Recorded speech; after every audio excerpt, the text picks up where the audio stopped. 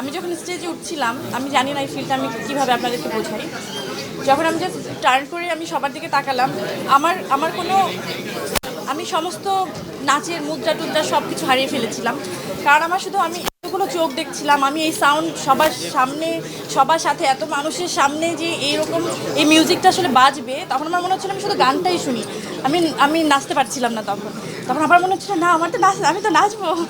তখন আবারও স্টার্ট করেছিলাম। আপনারা খেয়াল করলে হয়তো বুঝতে পারবেন যে আমি প্রথমে কিন্তু থমকে গেছিলাম, কারণ এই যে মিউজিকটার মানে এই সুরটা, এই টানটা আমরা একদম ছোটোবেলা থেকে শুনে শুনে বড় হয়েছি। তো তো এটার মধ্যে কোথাও একটা আমাদের প্রাণ, মানে প্রাণের খুব কাছের একটা গান, তাই না? তো হ্যাঁ, আমি একটু স্লিপ করছিলাম ওই সময়। একটা মুদ্রা দেখলাম যে আমার মনে হচ্ছিল যে সামহাও হয় না, ওই মাদারহুডের ব্যাপারটা তো আসলে জার্নিটা তো আমি কমপ্লিট করেছি, বা আমি মাদারহুড জার্নিটার মধ্যে দিয়ে যাচ্ছি। তো ওই ওই মা শব্দটার সাথে আমার অনেক বেশি হয়তো ওই কানেকশনটাই হয়তো সবাই দেখতে পেরেছে। বলবো যে 24-এর যে নতুন বাংলাদেশের কথা আমরা বলি, সেই নতুন বাংলাদেশের এই ধরনের পারফরমেন্সটা দেখলাম আপনার কাছ থেকে, এটা আলাদা হয়ে থাকবে। সামনের থেকে বেরোনোর সাথে সাথে সবাই যেভাবে আমাকে জড়িয়ে ধরছিল, যে মানে দেখেন, শুধু আমি তো পারফরমেন্স করিনি, প্রত্যেকটা লোকরাই কিন্তু আপনারা করেছেন। সবাই যেভাবে আমার আমার পারফরমেন্সের সাথে ছিলেন, এর থেকে বড় পাওয়া কিছু হতে পারে না আসলে।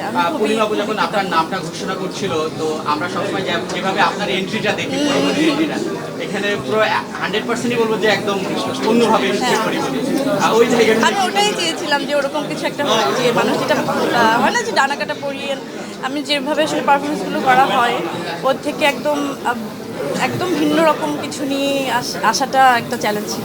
না, ওখানে তো ওই হয় না যে আমি কাতারে গেছি তো ঠিক আছে, কিন্তু আমি যখন স্টেজে উঠছিলাম তখন আমি সামনে দেখছিলাম যে একটা আমি শুধু বাংলাদেশকেই ফিল করেছি, আমার মানুষজনদের, আমার আমার ভাষার লোকজনদের। তো আমার আমার মনে হয়নি যে আমি আসলে অনেক দূরে চলে গেছি, আমার মনে হচ্ছে আমি বাংলাদেশের মধ্যেই দাঁড়িয়েছি।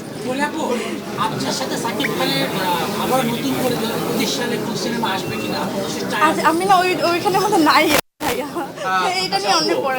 সেলিব্রিটিরা যখন নাকি নিজেকে পরিবর্তন করে, যেমন আপনি অনেক ওয়েট লস হয়েছেন আমরা দেখতে পাচ্ছি, তো অনেকেই জানতে চাই যে এগুলোর আসলে মূল রহস্যটা কি। আমার অনেক সময় এটা আমার ব্যক্তিগত জার্নি, আপনার সাথে শেয়ার করতে পারবো না, সরি। রঙিলা কিতাবের পরে আসলে আর নিজেকে ভাঙিয়ে আছে আবার ইন্ডিয়াতে আছে। আজকে ফেলোশি টিজার রিলিজ হচ্ছে, ওখানে একটা হ্যাঁ আমি আমি থাকতে পারিনি, ওখানে নেই, এজন্য আমার খুবই একটু দুঃখ লাগছে, কিন্তু দুঃখটা সামহাও পুষিয়ে গেছে যে সবার সাথে এরকম একটা পারফরমেন্স আসলে শেয়ার করতে পেরে। তো দেখা যাক, সব কিছু ভালো হচ্ছে, আর নতুন বছরটা আসলে আরো বেশি ভালো হবে। দুর্দান্ত, মানে আমি দেখেন, একটা কাজ করে আসাটাই অনেক বড় একটা ব্যাপার থাকে, যে যতটা হয় না এক্সাইটমেন্ট থাকে বা ভালো লাগাটা যখন কাজ করে, যে একটা কাজ শুরু করছি, তার থেকে বেশি রিলিফটা লাগে বা শান্তিটা লাগে তখন, যে আমি একটা কাজ সুন্দর মতো শেষ করতে পেরেছি। তো এখন বাকিটা আমি তো কনফিডেন্ট, আপনাদের ভালোবাসা নিয়েই সারা জীবন আমি কনফিডেন্ট, এটুকু বলতে পারি।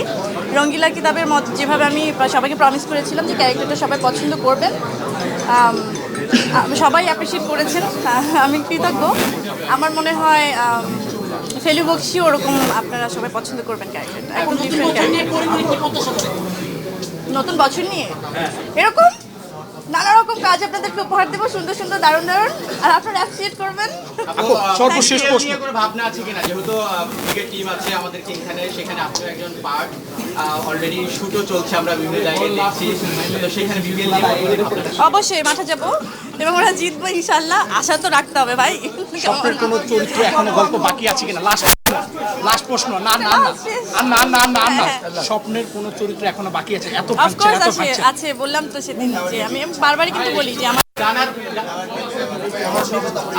ডানাগুলো কেমন আছে?